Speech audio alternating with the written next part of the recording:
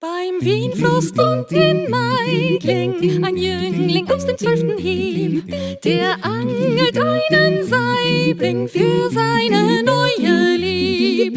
Ja, Saibling soll er kochen, so schrieb sie, soll es sein, dass ihr Herz durch den Saibling das seine wird allein, dass ihr Herz durch den Saibling das seine wird allein.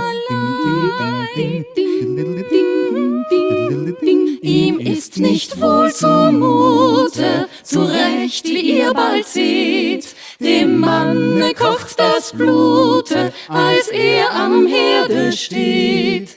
Er blättert durch Rezepte, doch findet das Rechte nicht. Hofft auf den Kräutersaibling, die Holde sei erpicht. Doch ganz genau erinnern kann er sich leider nicht. Es ist Zeit zu dinieren, doch ihm wird bang. Sie sieht den Fisch und ihr wird übel. Was hat er falsch gemacht? Sie zuckte aus, die Gute.